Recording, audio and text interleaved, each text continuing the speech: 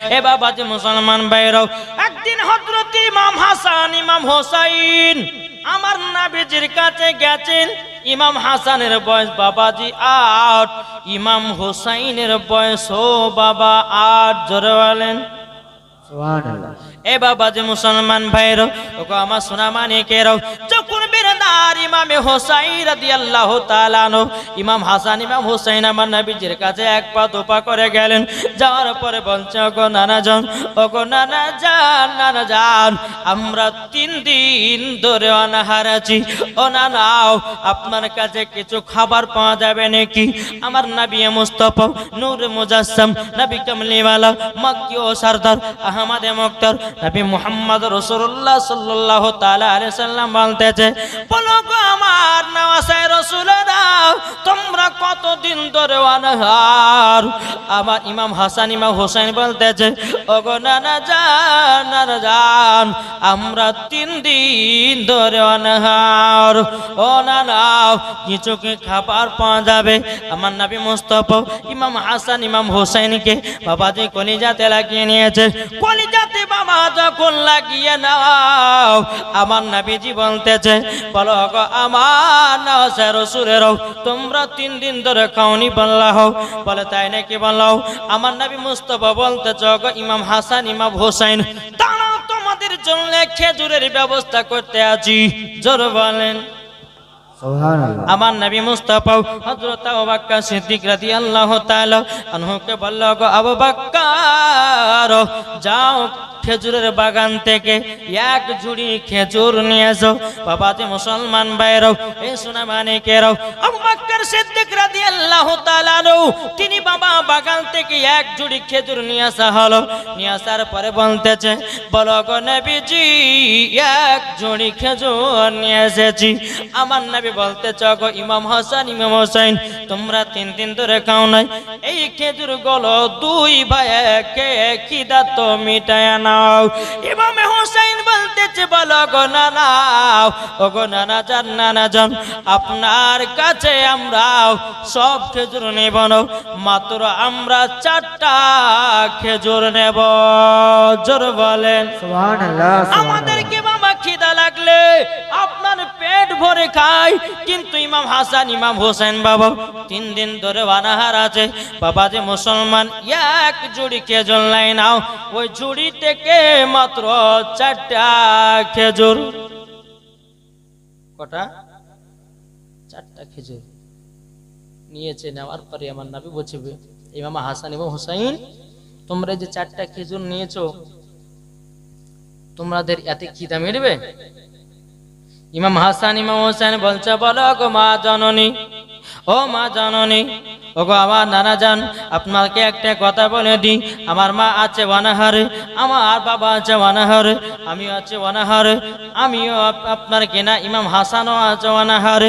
ও নানা যান, আমরা 2 ভাইয়ে পেট ভরে খেজুর গলে খাবো, এটা কখনো হতে পারে না।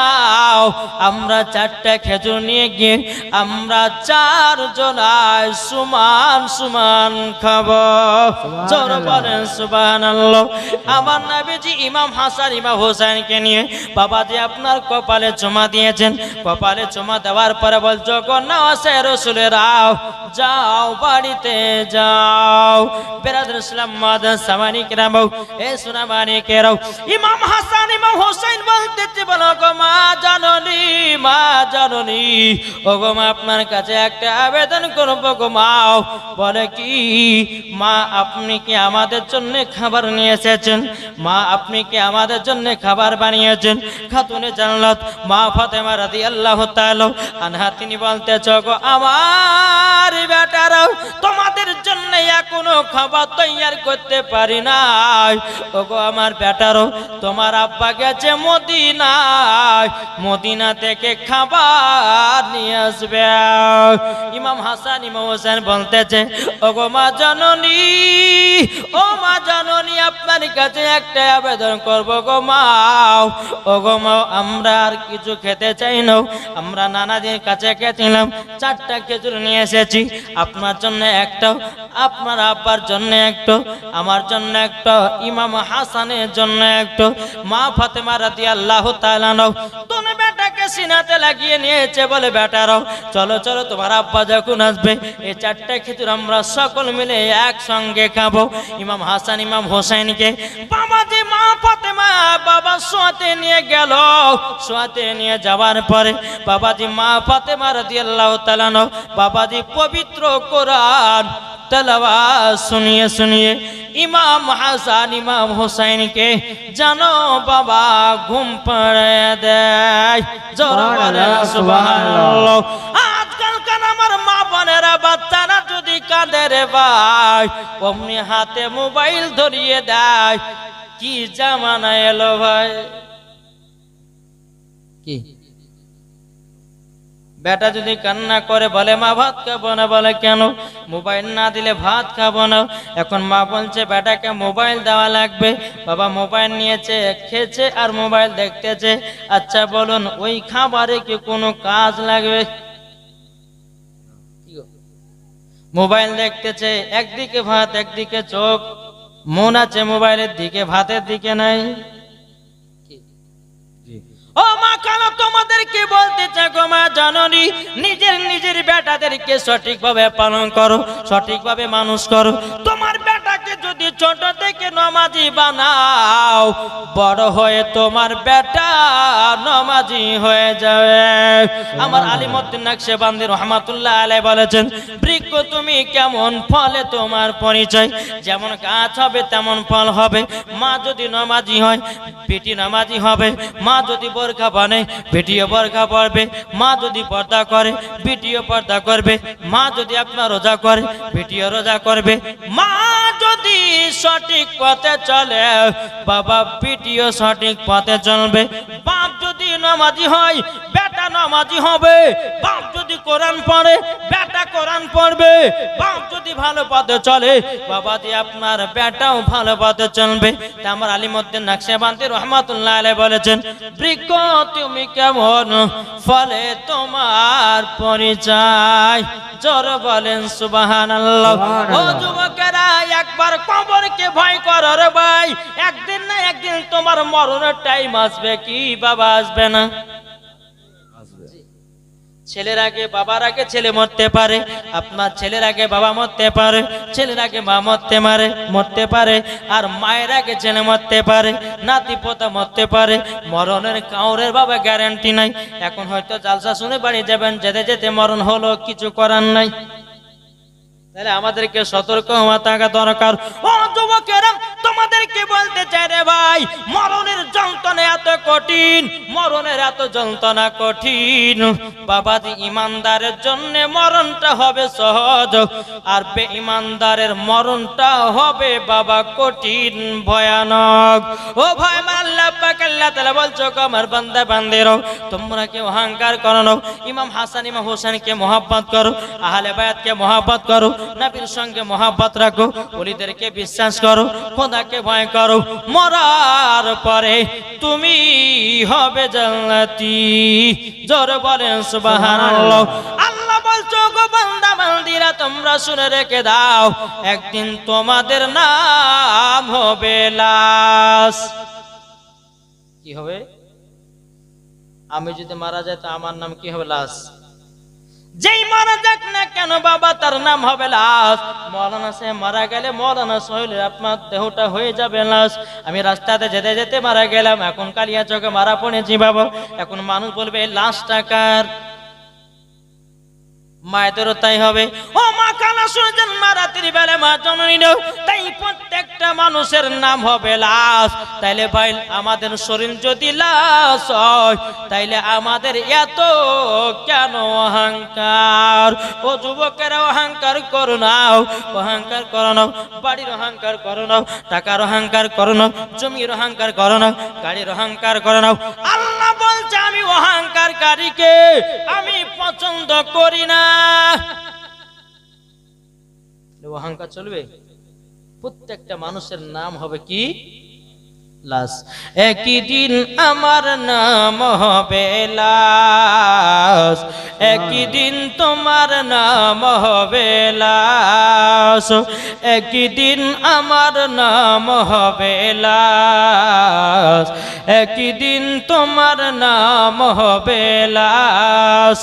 সাদা কাপড় পরবে দেহ, রবে না আর আপনি কেহ, সাদা কাপড় পরবে দেহ, রবে না আর আপনি কেহ, বন্ধ হবে রে নিঃশ্বাস,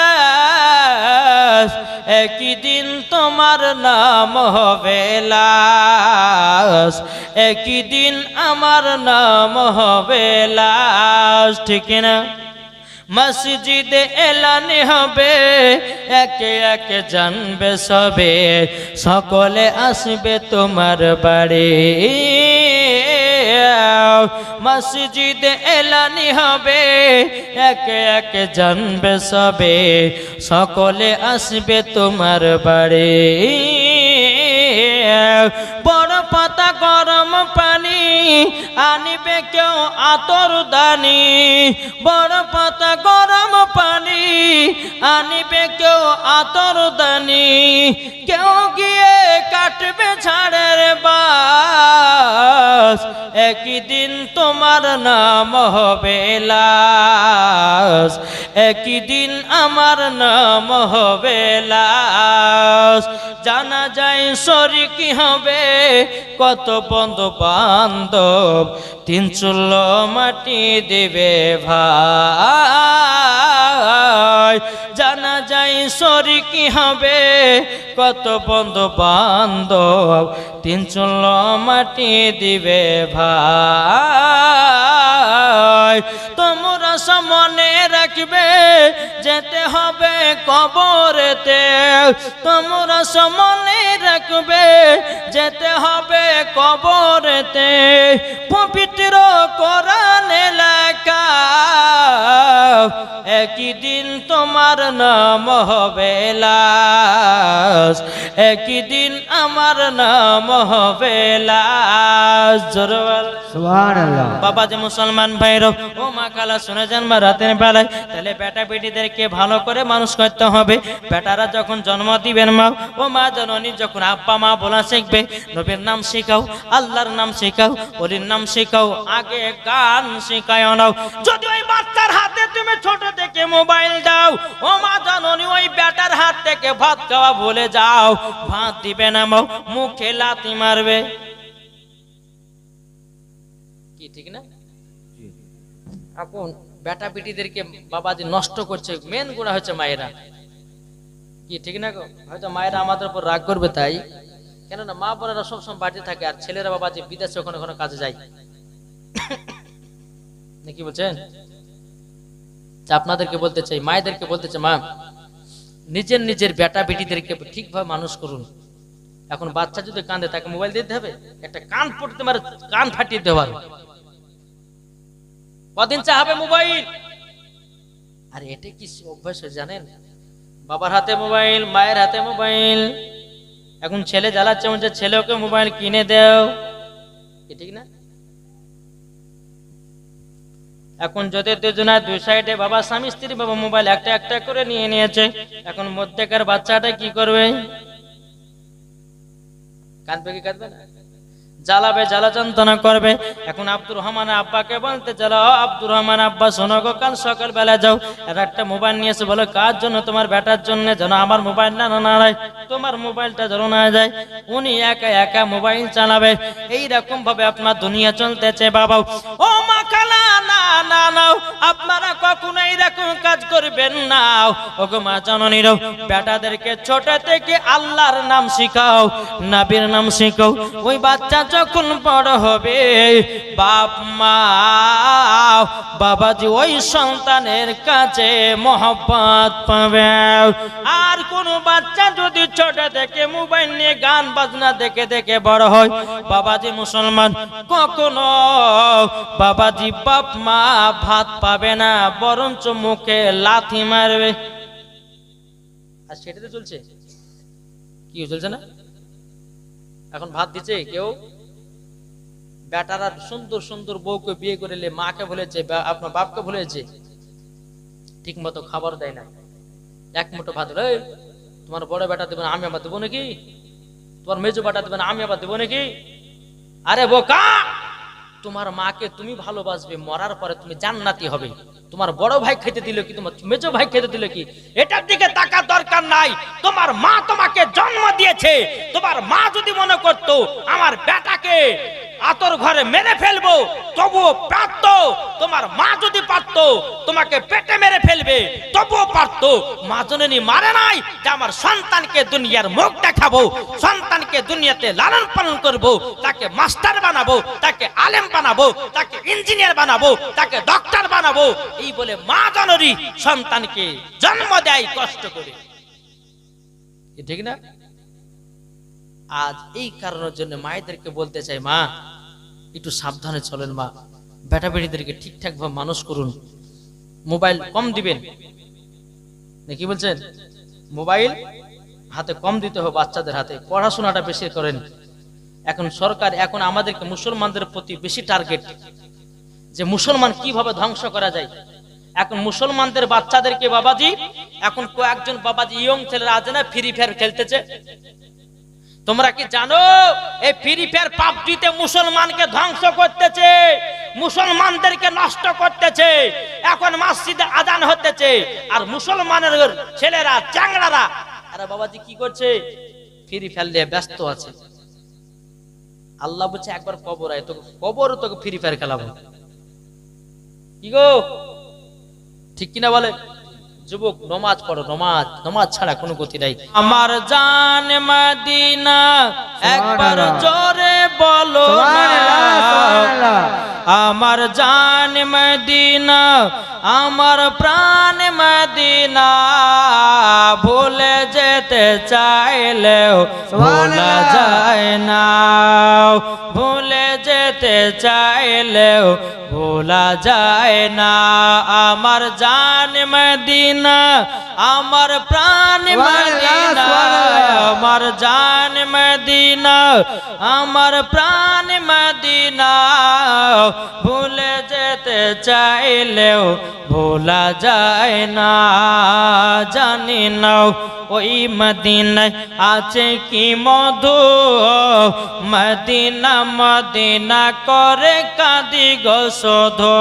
জোরালেন জানি নাও ওই মদিনায় আছে কি মধু, মদিনা মদিনা করে কাঁদি গো শোধো।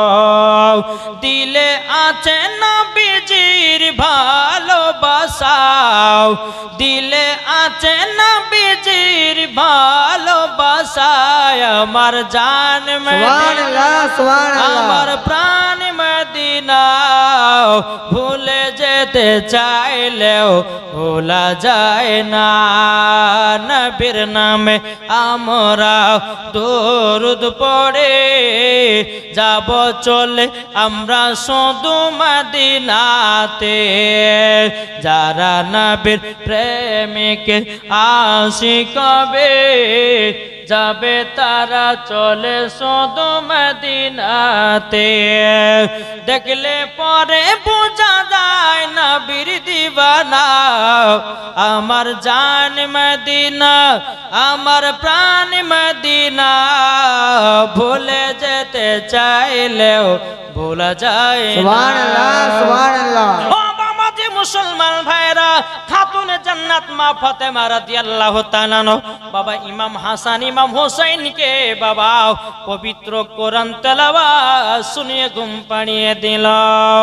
এদিকে বেরাদার আপনার কিনা হযরত আলী রাদিয়াল্লাহু তাআলা আনহু তিনি বাবা মদিনা থেকে কাজ করে আপনার বাড়িতে রওনা দিয়েছে বাবা, খটখট করে আওয়াজ দিয়েছে বাবা।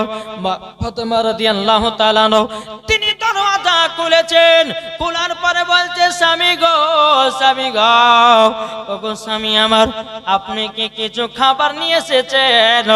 বাবা যে হযরত আলী রাদিয়াল্লাহু তাআলা আনহু তিনি বলতেছে বলো গো আমার বিবি ফাতেমা, আজকে মদিনাতে সারাদিন মান কাজের তালাশ করলাম, আমি কাজও পেলাম না, আমি খাবারও নিয়ে আসতে পারলাম না।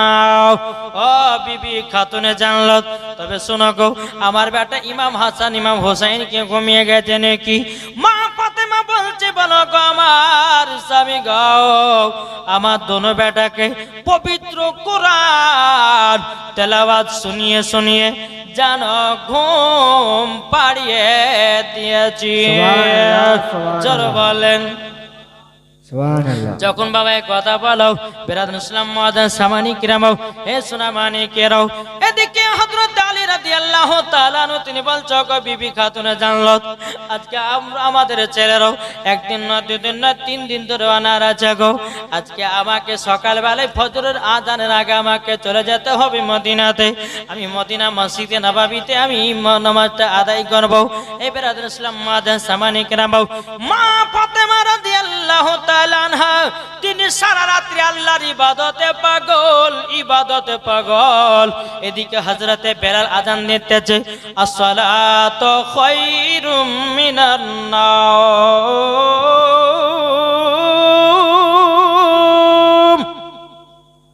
খাতুনে জান্নাত বলতে চান লাগো এত তাড়াতাড়ি রাত ফুরিয়ে গেল, আল্লাহ গো আমার ইবাদত করে মন ভরল না। জোরে বলেন সুবহানাল্লাহ। আর আমাদের ঘরের মা বোনেরা বাবাজি এশার 4 রাকাত নামাজ পড়তে বাবা 10 বেলা ঢোলে না 4 রাকাতে নিয়াত করেছে বাবা যে বসে আছে ঢোলে চলে গেল ঢোলে চলে 2 রাকাতে সালাম ফিরে আরে যা 2 রাকাতে সালাম ফিরিয়ে দিলাম। এখন 2 রাকাত না 4 রাকাত আবার ঘুরিয়ে পড়লো। আমার মা বোনদের নামাজ পড়া কেমন বাবা? এখন নামাজে মা ভাইরা দাঁড়িয়ে গেছে। এখন বিটি এসেছে বলে মা বলে মুরগির গোশটা কোথায় রেখেছো? মা নামাজের ভিতরে আছে বলছে বিটি হাড়ির ভিতরে চলে গেছে। আবার আল্লাহু আকবার। অত নামাজ হবে জি ও মা জননী যে মা ফাতেমা রাদিয়াল্লাহু তাআলা জীবনে কোনদিন বাবা নামাজ কাজা করে নাও তাহাজ্জুদ কাজা করে নাও তার নাম হলো মা ফাতেমা। মা ফাতেমা আমার নবীজি বলতেছে ও আমার উম্মত ওয়াতানেরা তোমরা যদি মা ফাতেমার মতো যদি নারী হতে পারো আমি মা ফাতেমার সাথে তোমাদেরকেও জান্নাত দেব। জোরে বলেন সুবহানাল্লাহ। এ বাবাজি মুসলমান ভাইরা ওগো আমার সোনা মানিকেরাও যখন বাবা সকাল হলো ইমাম হাসান ইমাম হোসেন বলছে মা গো আমাদের খিদা জ্বালা সহ্য করতে পারি না। ওগো মা জননী যদি একটু খিদা মেটাবার জন্য যদি খাবারটা দিতেন আমাদের বড় মনে আনন্দিত হতাম। বাবাজি মুসলমান ভাইরা এ সোনা মানিকেরাও মা ফাতেমা বলছে বলো গো আমার বেটা ইমাম হাসান ইমাম হোসেন তবে শোনো গো শোনো তোমাকে একটা কথা বলে দি। বলে কি কথা? ওগো ইমাম হাসান ইমাম হোসেন তোমরা টেনশন করো না আজকে তোমাদের জন্য খাবারের ব্যবস্থা করব। জোরে বলেন না সুবহানাল্লাহ। এ বাবাজি মুসলমান ভাইরা ইমাম হাসান ইমাম হোসেন বলতেছে ও মা জননী আমরা নানাজির কাছ থেকে 4টা খেজুর নিয়ে এসেছিলাম। ওগো মা দেন খেজুর দেন। বাবাজি মুসলমান ভাইরা যখন বাবা খেজুর গুলো দেওয়া হলো একটা একটা করে বাবা খেজুর গুলো খেয়ে বাবাজি আপনার পেটে সান্ত্বনা দেয়। এদিকে মা ফাতেমা রাদিয়াল্লাহু তাআলা তিনি বলতেছে বলো গো আমার বেটারাও তোমরা টেনশন করো না আজকে তোমাদেরকে খাবার আমি খাওয়াবো। জোরে বলেন সুবহানাল্লাহ। দেখেন মা ফাতেমা খাবার কি করে পেতে যায়।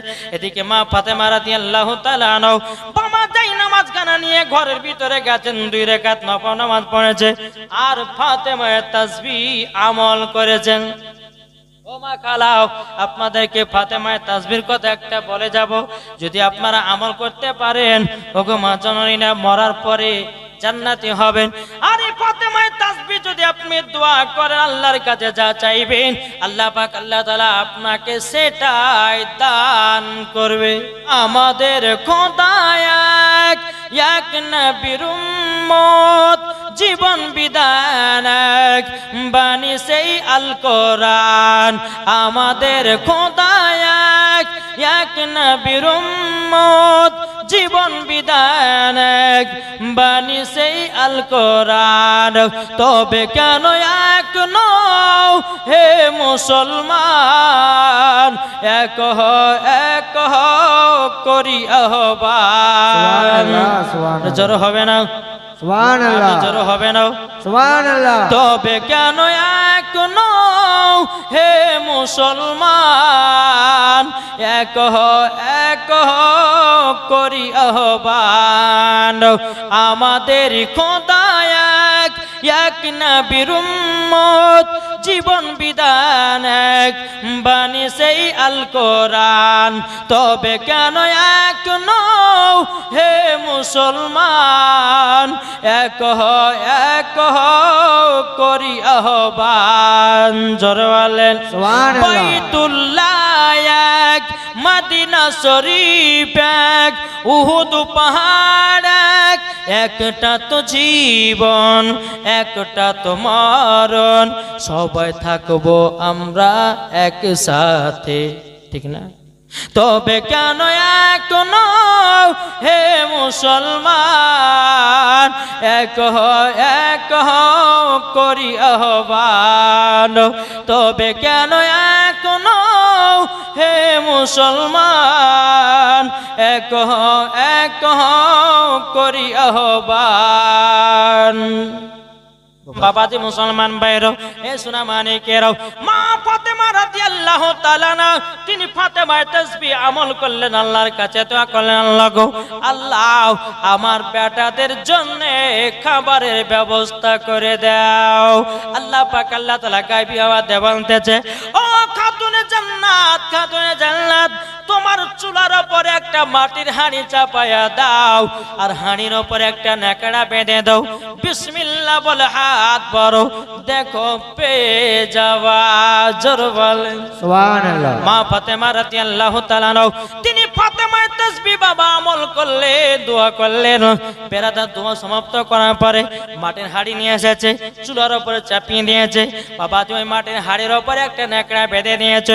এখন ইমাম হাসান ইমাম হোসেন বলছে, গো মা জননী, মা আমাদের খিদার জ্বালা যেন পেট যেন আপনার কিনো থাকতে পারি না গো মা, একটু জলদি জলদি করে খাবারের ব্যবস্থা করুন।